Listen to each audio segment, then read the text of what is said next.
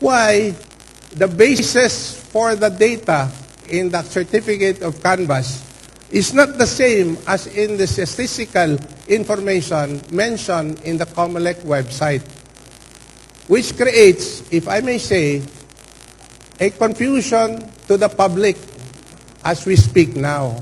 I am Atty. Martin Delgra III, representing senatorial candidate Jimmy Bundok, and for the party PDP Laban. I make this manifestation, Your Honors, as a matter of personal and collective privilege.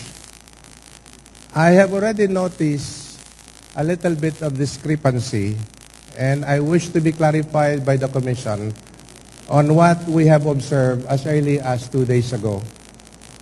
And today, some people or somebody have already taken the effort, and I suppose the Commission has already reached the attention of the Commission about the figures that came out in the social media. And I suppose this is the forum for the Commission to clarify, not only to this representation and to the party that I represent, but to the public in general.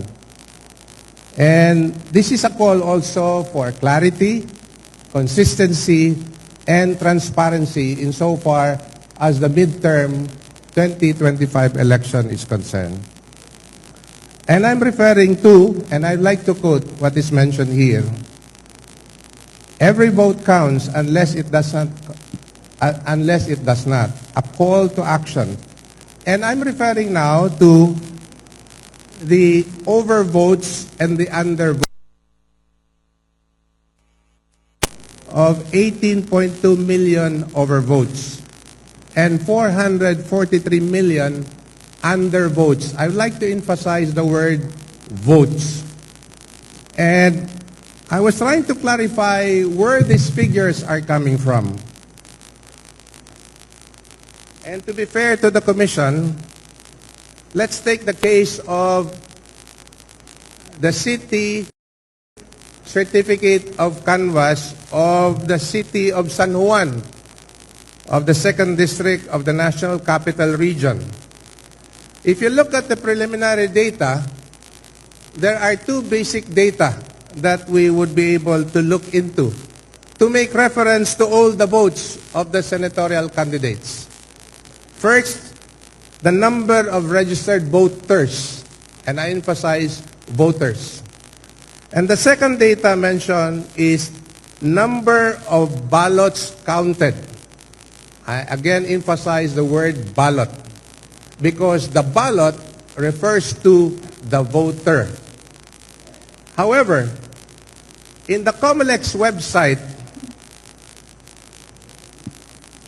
in the COMELEC's website, 2025 election result.comelec.gov.ph, what would appear after each and every position, from the senator down to the party list, down to the mayor, vice mayor, and the councilors, is a set of statistical information, and it reads, overvotes.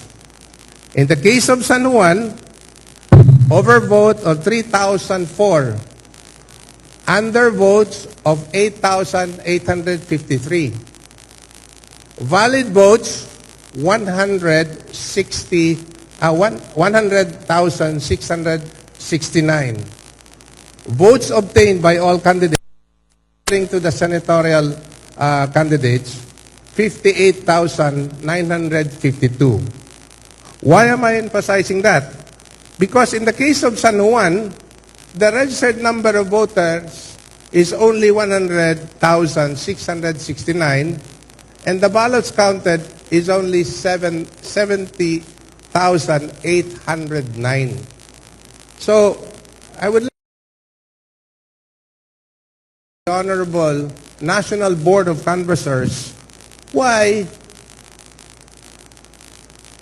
the basis for the data in the certificate of canvass is not the same as in the statistical information mentioned in the COMELEC website.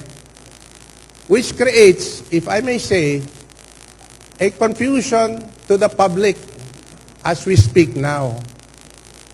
For example, a further observation on our part, there is an overvote of 3,004 votes.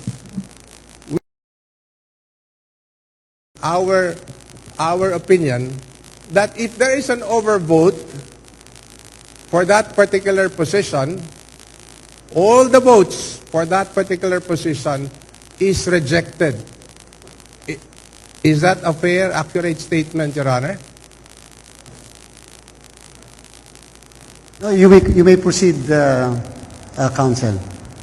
Or is that your last statement? Before we would like to be understood that overvotes, all the votes for that position will not be counted. So if that is the last statement of the manifestation of the good counsel, we will highly appreciate if the same is put into writing, simply because we would like to find out if this is the proper body to raise the particular issue. Number one, simply because the good counsel is mentioning the COC of the City of San Juan, which was previously already canvassed by the National Board of Canvassers.